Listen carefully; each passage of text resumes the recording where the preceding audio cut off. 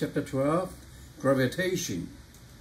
Gravitation covers Newton's law of gravitation, Earth's gravitation, gravitation potential energy, Kepler's law. You can find them in a timeline. Newton's law of gravitation, the word and the gravitational force. The force that binds together these progressively larger structures, from star to galaxy to supercluster, and maybe drawing them all towards the great attractor, is the gravitational force. That force not only holds you on Earth, but also reaches out across intergalactic space. Newton's law of gravitation. Every particle attracts any other particles with a gravitational force, whose magnitude is given by F equal to G m1 m2 over r squared, where m1 and m2 are the masses of the particle, r is the distance between them, and G is the gravitational constant, whose value is now to be 6.67 times 10 to the minus 11 Newton meter square over kilogram square. We know Newton, F equal to ma, equal to kilogram meter per second per second. We put those in, we get this answer. Okay. These forces, F and minus F, form an action-reaction pair and an opposite in direction but equal in magnitude. They act on different stuff. They depend on the separation of the two particles, but not on their location. And F and minus F are not altered by the presence of other bodies, even if those bodies lie between the two particles we are considering. Acting force and reacting force. Apple and Earth. The apple pulls up on the Earth just as hard as Earth pulls down on the apple. They are paired. You would F the same because the mass is different. So we calculate the acceleration that G apple is 9.8 meter per second, but the Earth, the G Earth is 1.10 to the minus 25 meter per second. Huge difference. Although Newton's law of gravitation applies strictly to particles, we can also apply it to real objects as long as size of the objects are small compared to the distance between them. Cavendish balance. This device, known as a Cavendish balance, can be used to measure the universal gravitational constant. Inside the balance, two small lead spheres are attached to the end of a light bar suspended from a very fine wire. Two large lead spheres outside the balance can be rotated to either of two positions. This animation shows the balance from above. When the small spheres are in equilibrium, the gravitational forces between the large and small balls are balanced by the torsional force from the suspension wire. When the large spheres are moved to the opposite positions, the forces act in the same direction. The small spheres accelerate, turning an attached mirror and deflecting a laser beam. They oscillate back and forth, eventually reaching a new equilibrium position where the forces are once again balanced. The angle between the two equilibrium positions can be used to calculate the gravitational force between the spheres, and thus the gravitational constant. We'll reverse the large spheres and watch a speeded-up animation of the laser spot, with a clock in the corner of the screen to keep track of the actual elapsed time. After 1.5 hours, the spot has settled into a new equilibrium position 43 centimeters away from the first. Gravitation and the principle of superposition. Given a group of particles, we find the net or result gravitational force exerted on any one of them by using the principle of superposition. This is a general principle that says a net effect is the sum of the individual effects. For n interacting particles, we can write the principle of superposition for gravitational forces as the force acting on particle 1 equal to F12 plus F13 plus F14 plus N plus F1N, where it's sigma F1I, I from 2 to N. Okay. Here F1 is the net force on particle 1. And for example, F13 is the force acting on 1 from particle 3. What about the gravitational force on the particle M from a real extended object? In the limited case, we can divide the extended object into differential parts of mass dm, each of which produces only a differential force df on the particle. Then the above vector sign becomes an integral. F total F equal to integration. This is a vector integration.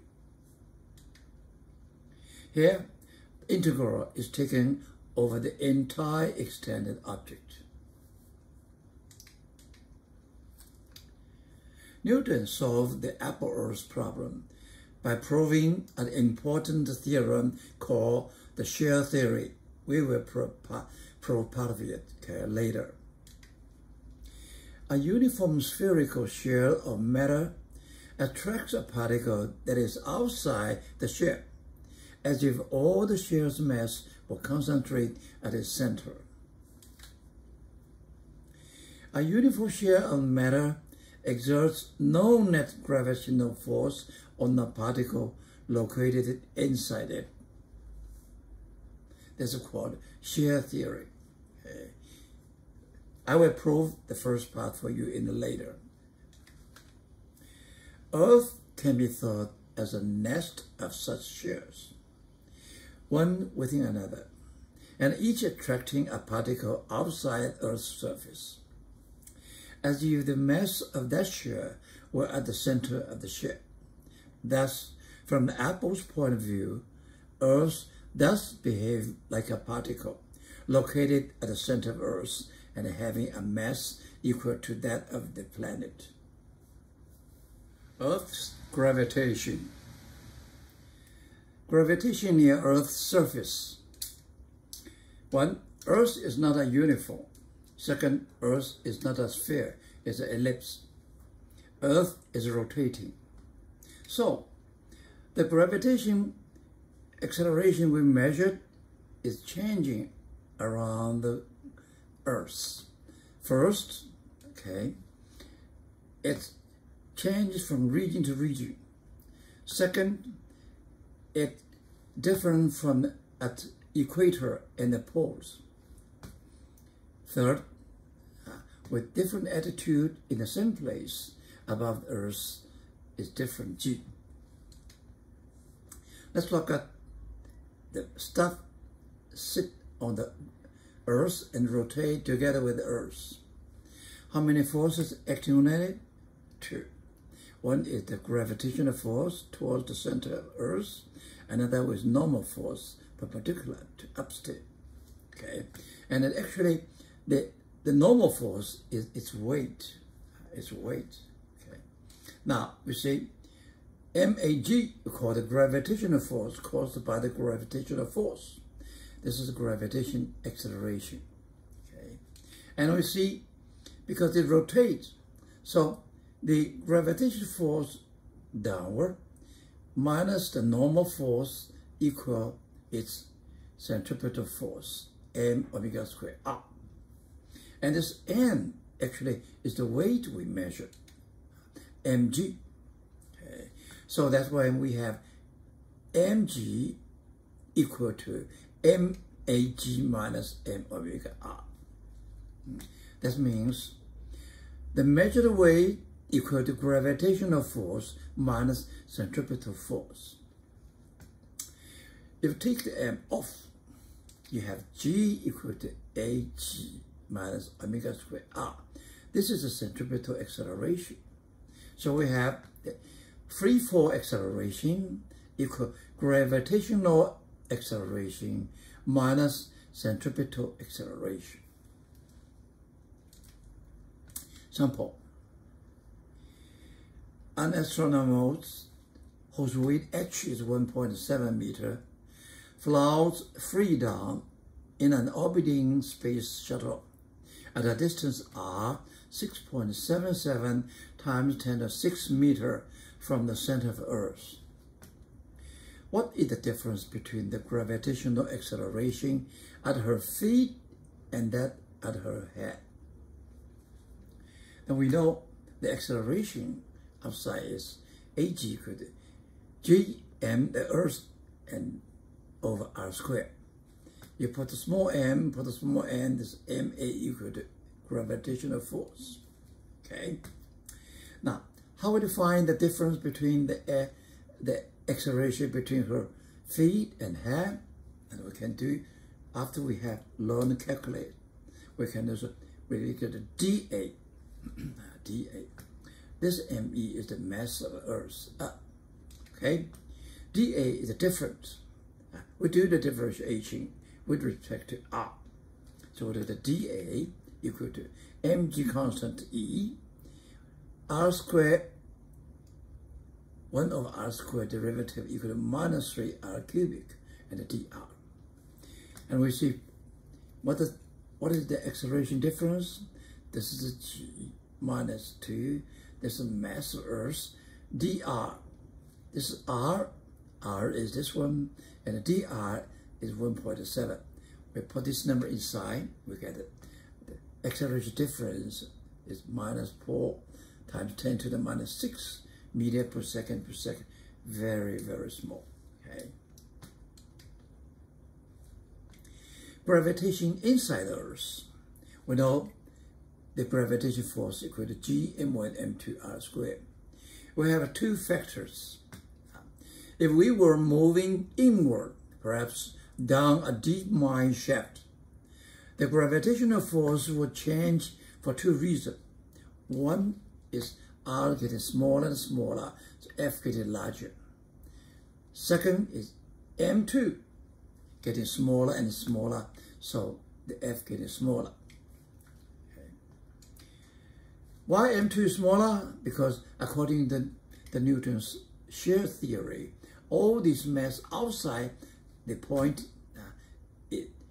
acting no net gravitational force.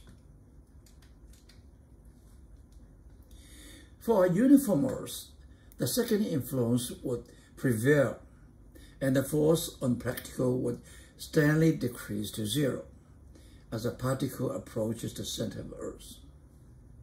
However, for the real non-uniform Earth, the outer crust is so much less dense than the core that the second influence above is greatly weakened, and the first influence prevails. That is, the gravitational force on the particle would increase slightly as we lower the particle down a deep mine shaft.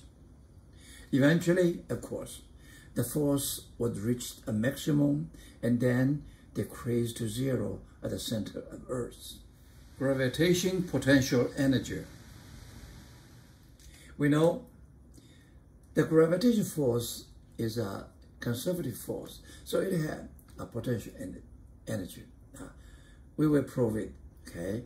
This is coming from the assumption when r equal to infinity, the potential will set equal to zero, okay? UR, strictly speaking, it belongs to Earth and the particles, okay? But in our case, the Earth, the mass is so huge, So in this case, we can say, this is a particle's potential energy.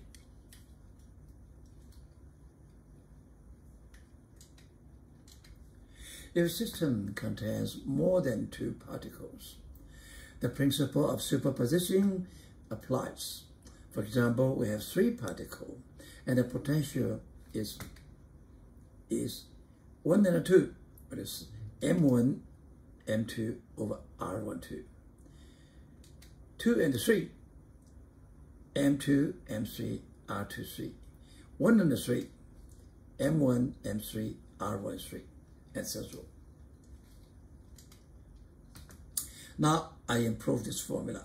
The gravitation for potential energy equal to minus G M. This is the Earth's mass. This M is the particle's mass. This R is the radius of the Earth. We know the definition of delta U. The potential difference is defined as minus work done by this force. And this work equal to dW integration. What is dW? dW is F dot dr. In this case, F is into the center mass. R is out to the center mass. So if we assume R equal to infinity, the potential is 0, then we can calculate delta U starting from infinity to R. Okay? And look at F dot dr. What is F? F is inside the world. Okay, R is out. So the angle between them, cosine phi, is cosine 180, which is equal to -1. Okay, -1. And what is F? F is GMMOR. It's dr. Okay. Now we find the delta U. Delta U equal to UR minus U0 initial. This is 0, so this is equal to UR. UR is what? UR equal to this one, integration. Okay, this is integration. This is integration. Integration is from infinity to R. This minus is from definition. This minus because F and dr in different direction. Okay, and we very easy find the integration. We take all the number G and R out. This is integration is minus R over 1. Very easy. We put the number inside, we get this answer.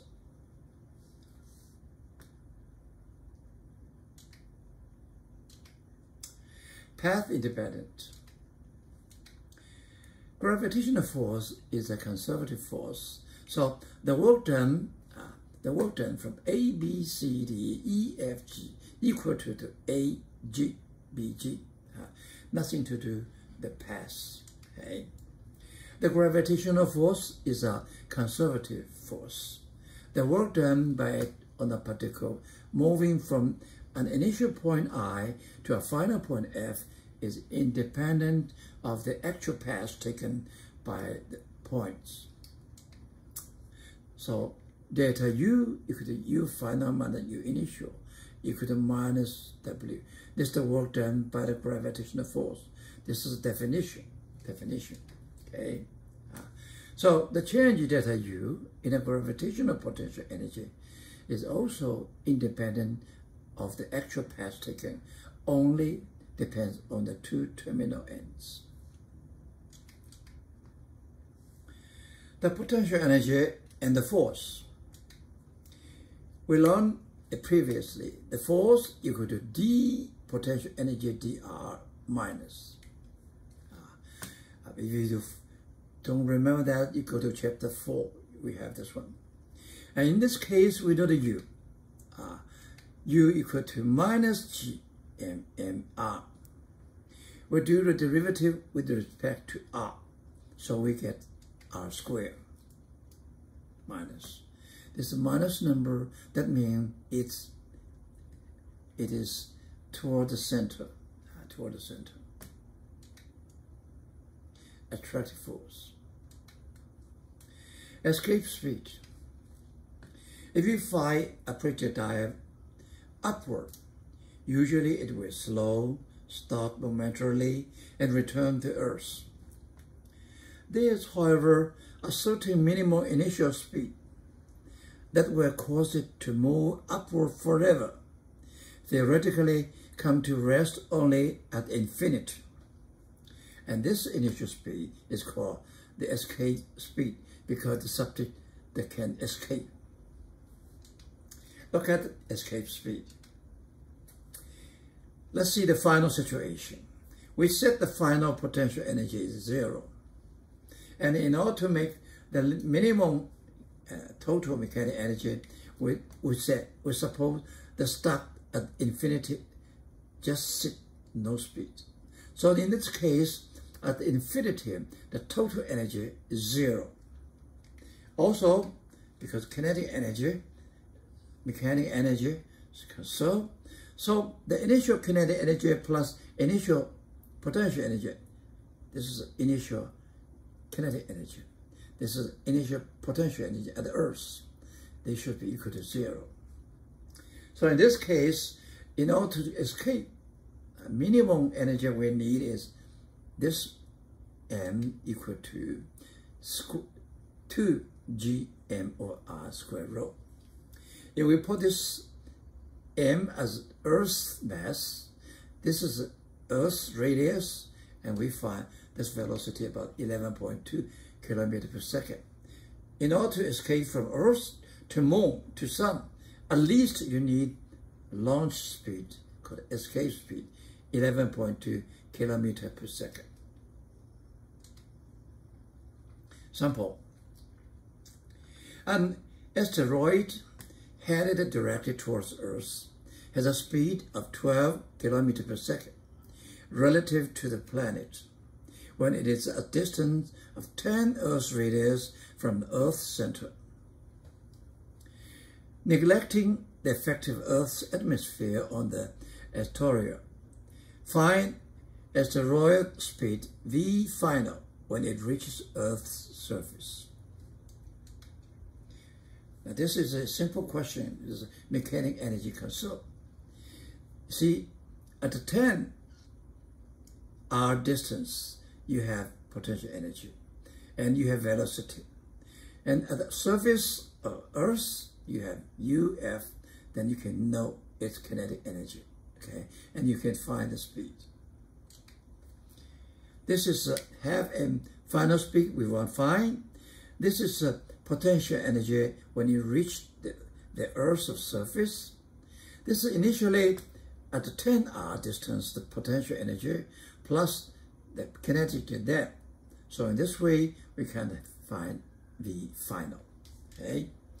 V final square equal to Vi square.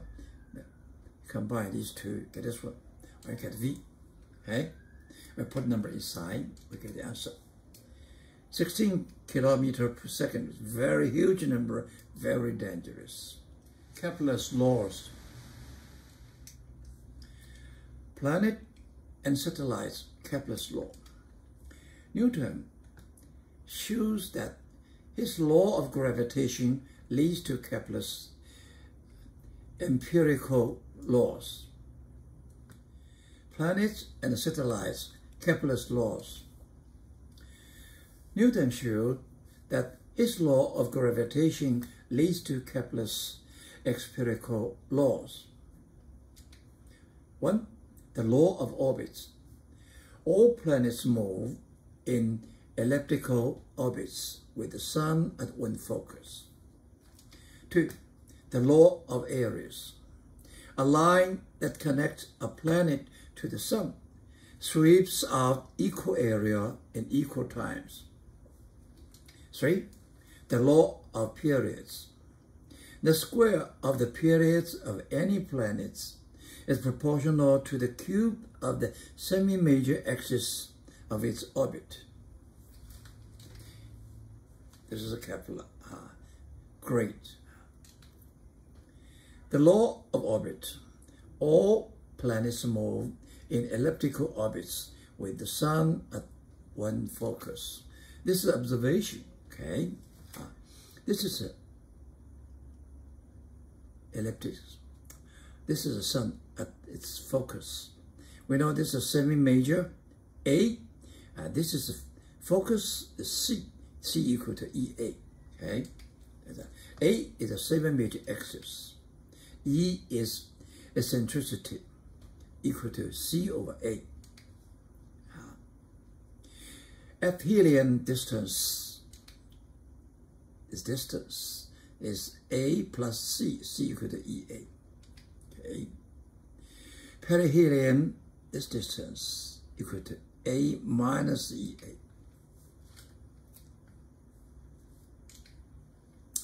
Law of areas. A line that connects a planet to the sun sweeps out equal area in equal times. Oh, look at this one. It would sweep out equal area in equal time. Now let's check it. In this case, we see the gravitation force sun to the planet around the sun is tau equal to R cross F. This F is along the R, so this is the cross product to 0. Cross product 0.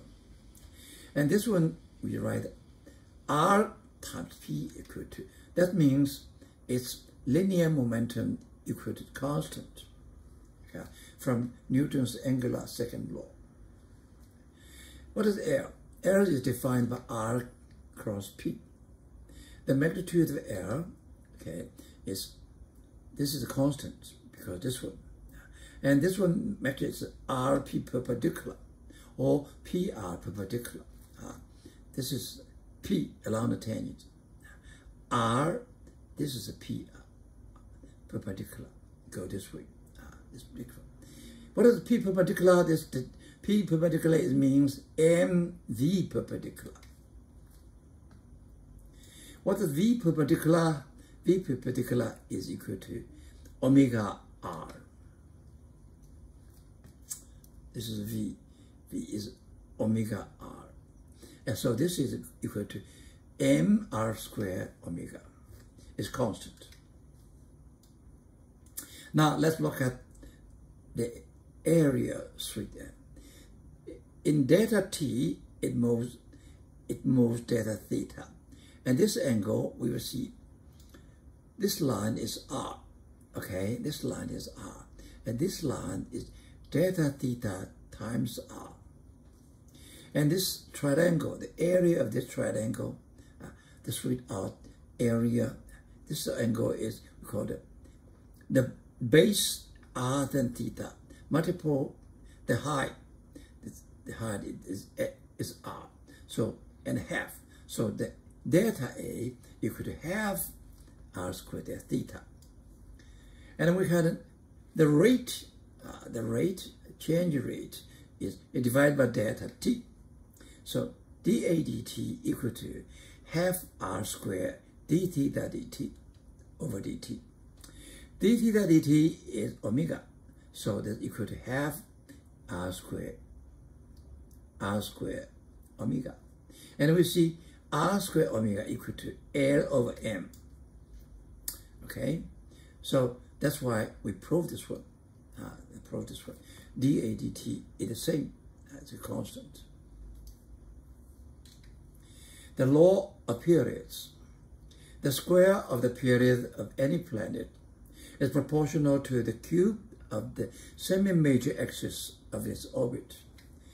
We take circular motion as a sample. Okay, when he do the circular motion of the planet, this is gravitational force from the Earth. This is force actually is its centripetal force equal to m omega squared R. And omega is defined by 2 pi over t. We put the omega side, you get a t, and we had an R, and we found that the relationship between t squared equal to 4 pi gm over m cancel R cubic. This is a circle. If this is a elliptical orbit, then we use the half major axis A. Replace it. This is A is a half major axis. So this is t squared over A cubic is a constant. Satellite, orbit, and energy. As a satellite orbits Earth on its elliptical path, both its speed, which fixes its kinetic energy, K, and its distance from the center of Earth, which fixes its gravitational potential energy, U, fluctuate with fixed periods. However, the mechanical energy, E, of the satellite remains constant. Here, the potential energy should belong to Earth and the satellite. But Earth is so big, so we can see all the kinetic energy is to the satellite. Potential energy is, as we know, that U equal to minus G(m)(r). This is the mass of sun, mass of a planet, the distance between that. And its kinetic energy, K could have mv squared. V is the speed of the planet. Look at the potential energy. Look at the kinetic energy, right?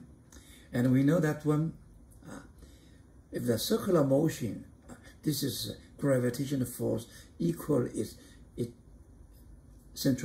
centripetal forces, mv squared over r.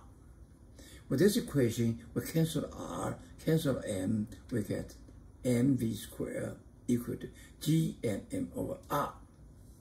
And the kinetic energy, we find half everyone, you get a half G(m) minus r. Okay?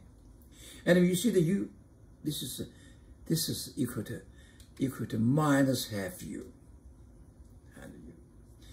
This is a K, this is U. How about this mechanical energy? Mechanical energy equal to K plus U. We put them together.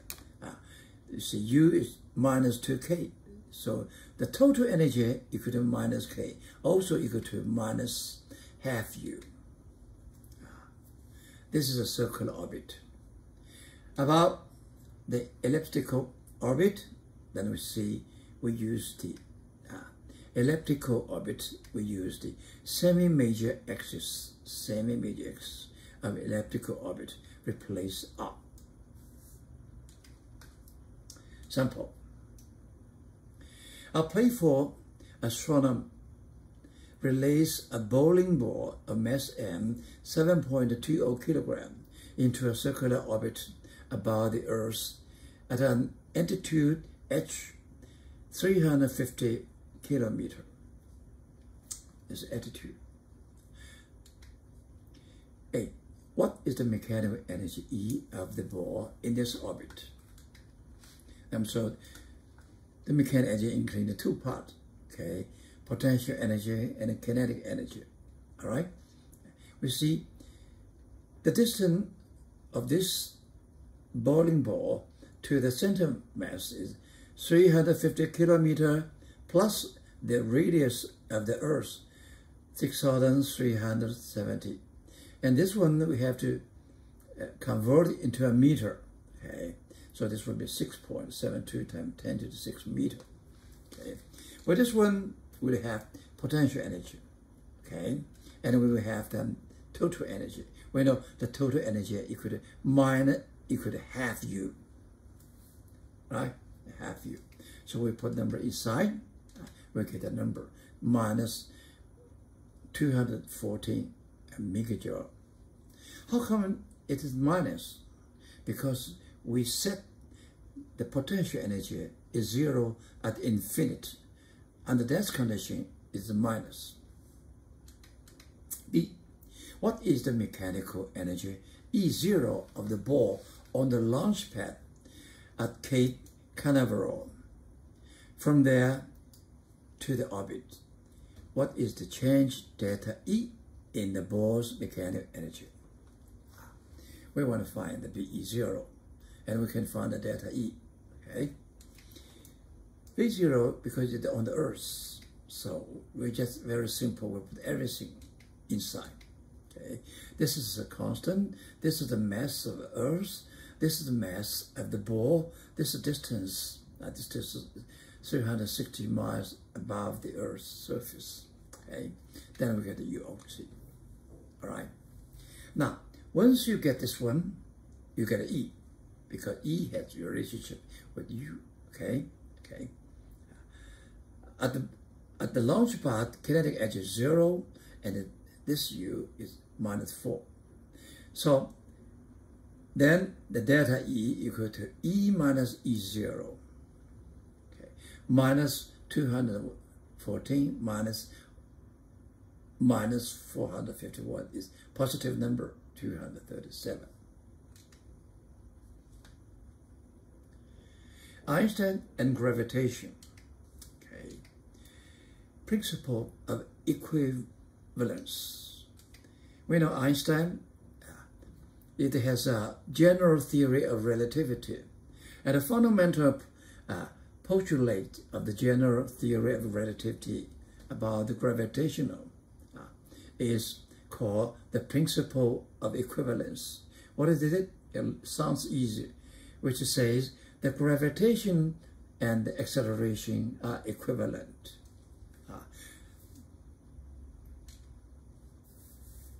Curvature of space.